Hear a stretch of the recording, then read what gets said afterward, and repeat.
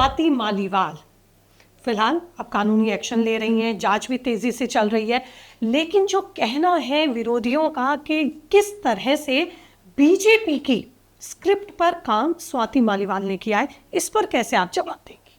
नहीं, ये बीजेपी की स्क्रिप्ट हो कैसे सकती है? स्वाति मालीवाल तो करीब 20 साल से अरविंद केजरीवाल की सहयोगी रही हैं, उनके साथ उन्होंने काम किया है। क्या ये जो विरोधी हैं जिनका आप जिक्र कर रही हैं, क्या वो लोग ये कहना चाह रहे हैं कि केजरीवाल जी ने सोच समझकर और बिना जाने हुए स्वाति मालीवाल को रखा था? और दरअसल बीजेपी ने 20 साल पहले स्वाति मालीवाल को उनके एनजीओ में काम करने के लिए कहा था। क्या भाजपा ने कहा था केजरीवाल जी को कि वो स्वाति मालीवाल जी के ना सिर्फ काम करें और जो उनका पूरा आरटीआई का कैंपेन था उसमें उनको रखें? क्या भाजपा ने कहा था केजरीवाल जी से कि महिला आयोग की उनको बनाया जाए अध्यक्ष? एक बार नहीं, दो बार। क्या भाजपा ने कहा था केजरीवाल जी से कि उनको राज्यसभा का सांसद बनाया जाए? तो बनाया आपने उनको है, इतने सालों से आपके साथ हैं। वो खुद कह रहे हैं कि भाई भाजपा को इस पर राजनीति नहीं करनी चाहिए, और बाकायदा उनको जो पीटने वाला शख्स है वो केजरीवाल जी का खासम खास है। इसका जो वेन्यू है वो केजरीवाल जी का शीश महल है, शीश महल है, कहती है। बिल्कुल शीश महल है। और ये देखिए कैसे सुल्तान साहब हैं, शहनशाह साहब हैं, कि कहते हैं कि उनकी पुरानी साथी भी अगर उनसे मिलने आएगी जब राज्यसभा सांसद है तो इससे अपॉइंटमेंट लेना पड़ेगा। क्योंकि इन घटनाओं के बाद फिर जो महिलाओं की करेक्टर असेसमेंट होती है उस पर क्या कहेंगी? देखिए, सबसे ज़्यादा नुकसान तो आम आदमी पार्टी का हो रहा है।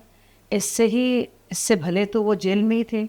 जेल में आते ही जिस तरह से उन्होंने विभव को कहा दुर्व्यवहार करने के लिए, जिसकी तस्वीरें सबके सामने हैं, मुझे लगता है उन्होंने अपना ही काम तमाम कर दिया।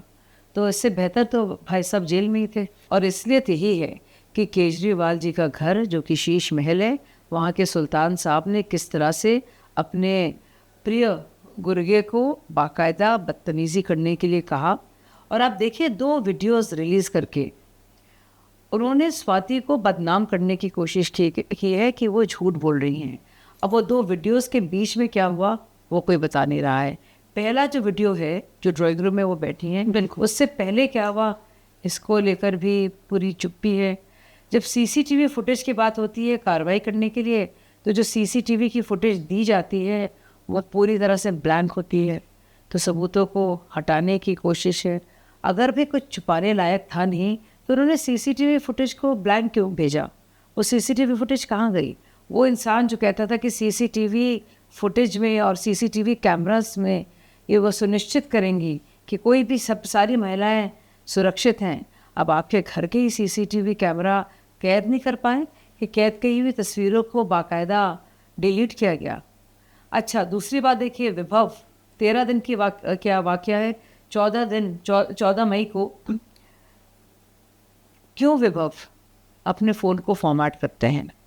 और इसीलिए एक नई धारा के तहत 201 जो कि सबूतों को नष्ट करने की जो धारा है उन पर अब लगाई गई है, क्योंकि उन्होंने फ़ोन को फॉर्मेट किया।